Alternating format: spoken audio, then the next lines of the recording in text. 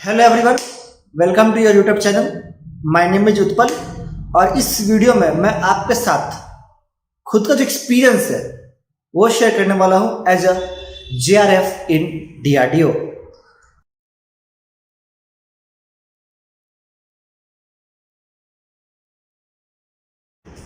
तो इसके पहले वाले वीडियोस में मैंने बताया था कि क्या सिलेक्शन प्रोसीजर था मेरे टाइम पे, क्या स्टाइपेंड था। आज मैं बताने वाला हूं कि my first day at DRDO as a JRF। तो जब मैं फर्स्ट डे पहुंचा तो मेरे पास अपॉइंटमेंट लेटर था, वो मैं लेके गया सिक्योरिटी गार्ड के पास। उन्होंने मुझे टेम्पररी आई कार्ड, टेम्पररी पास कहते हैं, वो दिया सिर्फ एंट्री के लिए। एंट्री के बाद मैं गया एडमिन सेक्शन, यानी कि एडमिनिस्ट्रेटिव सेक्शन। वहां पे जाने के बाद मुझे जो वहां के जो एडमिन ऑफिसर थे उनसे जाकर मिला।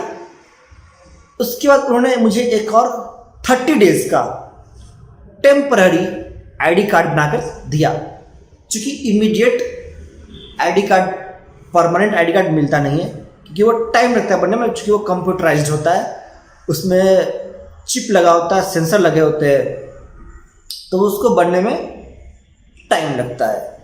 तो मुझे 30 डेज का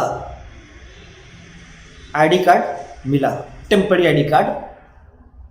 और जब मैं ज्वाइन किया तो उस समय डिवीज़न फिक्स नहीं था, क्योंकि मेरा ब्रांच क्या है, इलेक्ट्रिकल है।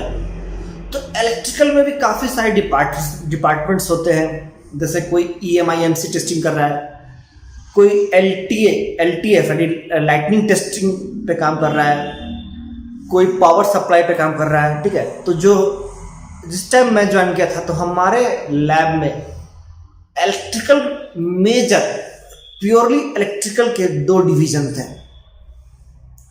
तो मुझको किस डिवीजन में रखा जाए ये फिक्स नहीं था। तो मैं स्टार्टिंग के कुछ दिन, चूंकि एडमिन सेक्शन के बगल में होता है आपका लाइब्रेरी सेक्शन, और भी फॉर्मेलिटीज होती है, आपको बहुत सारे फॉर्म्स फिल करने होते हैं, आपका पुलिस वेरिफिकेशन होता है, आपके जो डॉक्यूमेंट्स होते हैं वो वेरीफाई होते हैं, तो उसमें टाइम लगता है। तो लगभग 1 हफ्ते तक, जहाँ तक मुझको याद है, कि मैं लाइब्रेरी में ही बैठा रहता था और वहाँ बैठ के मैं क्या करूँगा, बुक्स वगैरह पढ़ता रहता था। तो लगभग 1 हफ्ते के बाद मुझको डिवीज़न अलॉट हुआ कि आप किस डिवीज़न में, किस प्रोजेक्ट पे आप काम करेंगे। तो बेसिकली जो हायरार्की होती है, मैं सारे लैब्स का नहीं बता सकता, बट जिस लैब में मैंने काम किया था DRDO के, वहाँ की जो हायरार्की थी वो था, पहला आपका डायरेक्टर के बाद आपके आते हैं ग्रुप डायरेक्टर। मतलब कि बहुत सारे ग्रुप डायरेक्टर्स होते हैं जो कि डिविजन्स को कंट्रोल करते हैं, और ग्रुप डायरेक्टर के अंदर होते हैं आपके डिविजन्स 3 से 4, यानी एक ग्रुप डायरेक्टर क्या होगा, 3 से 4 डिविजन्स को वो हैंडल करता है। तो एडमिन सेक्शन से मुझे डायरेक्ट भेजा गया ग्रुप डायरेक्टर के पास। ग्रुप डायरेक्टर के पास 3 से 4 डिविजन्स होते हैं। उन्होंने मुझसे मेरा इंटरेस्ट पूछा कि बेटा तुम्हारा किस चीज़ में इंटरेस्ट है। तो मैंने बोला कि मैं इलेक्ट्रिकल इंजीनियर हूँ, तो मेरा इंटरेस्ट ऑब्वियस सी बात है इलेक्ट्रिकल में है। तो उसके बाद उन्होंने मुझे जो पावर सप्लाई का जो डिवीज़न था वो मुझे अलॉट कर दिया, जहाँ पे मैं पावर सप्लाई की टेस्टिंग करता था। और अगर आपको जानना है कि डिटेल्ड में क्या करता था मैं, तो मैं उस पर भी एक वीडियो बना दूंगा। बट जैसे कि आप जानते हो कि DRDO नाम सुनकर काफ़ी खुशी मिलती है। तो जब मुझको ऑफर लेटर आया था तो आप विश्वास नहीं कर सकते हो कि उस टाइम मैं जॉब कर रहा था प्राइवेट कंपनी में, ठीक ठाक सैलरी थी।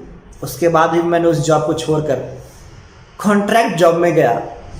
क्यों? क्योंकि मेरा बस इंटरेस्ट था, सीखना चाहता था मैं चीज़ों को, इंजीनियरिंग को मैं समझना चाहता था। तो फिर मैं DRDO में ज्वाइन किया। टॉकिंग अबाउट द प्रेशर और वर्क, तो गवर्नमेंट सेक्टर में मैं आपको बता दूं कि प्रेशर्स कंपेरेटिवली लेस होते हैं। मेजॉरिटी गवर्नमेंट सेक्टर से बात कर दो तो प्रेशर्स नहीं थे कुछ भी खास। ऊपर से जो हमारे सीनियर्स थे, seniors in the sense of scientist, चूँकि मैं साइंटिस्ट के साथ काम करता था, तो जो हमारे सीनियर्स थे वो भी काफ़ी कूल थे, काफ़ी कोऑपरेटिव। स्टार्टिंग में उन्होंने चीज़ों को सिखाया, मुझे बताया कि चीज़ें कैसे काम करती है। अगेन आपको पूछना पड़ेगा, ठीक है? आप ऐसा नहीं कि वो आपको बताते रहेंगे हमेशा, वो आपको इंटरेस्ट देते हैं कि हाँ इसको इंटरेस्ट है कि नहीं। अगर आपने इंटरेस्ट शो किया तो आपको जरूर गाइड करेंगे और बताएंगे। और कोई भी काम हो, आपको लीव लेना हो तो सारे आराम से मिल जाते हैं, उसके लिए कोई इशू नहीं होता था।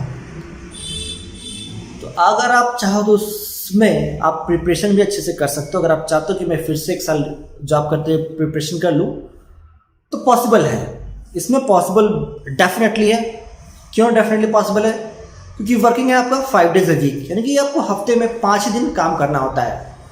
सैटरडे संडे छुट्टी होती है, तो आप कर सकते हो। और आपकी टाइमिंग 8 घंटे की होती है, एक्स्ट्रा काम आपसे करवाते नहीं, क्योंकि उनको पता है कि ये है जो स्टूडेंट है, राइट, ये कोई परमानेंट एम्प्लॉय तो है नहीं, राइट, ये प्राइवेट भी नहीं है कि वो आपको एक्सप्लॉइट करेंगे, राइट। तो उनको पता है कि ये परमानेंट जॉब इस बच्चे का नहीं है, तो वो आपको पूरा मौका देते हैं। आप उनको बोल रहे हो कि मुझे पढ़ना है घर पे जाकर, तो वो आपको लीव भी दे देंगे। अगर आप कोई चीज़ सीखना चाहते हो, उनको अगर बोलोगे कि सर मुझको ये चीज़ सीखना है, तो उसके लिए भी वो क्या करेंगे, आपको लीव देंगे। बस आप टाइम को वेस्ट मत करना, आप टाइम को यूटिलाइज करके चीज़ों को सीख कर आगे बढ़ते रहना और लाइफ काफ़ी स्मूथ हो जाता है। तो इसी के साथ मैं इस वीडियो को समाप्त करता हूँ। आई होप आपको पसंद आया होगा। अगर आपको कोई डाउट्स हो तो आप नीचे कमेंट कर देना, मैं ज़रूर रिप्लाई दूंगा। Till then take care and bye.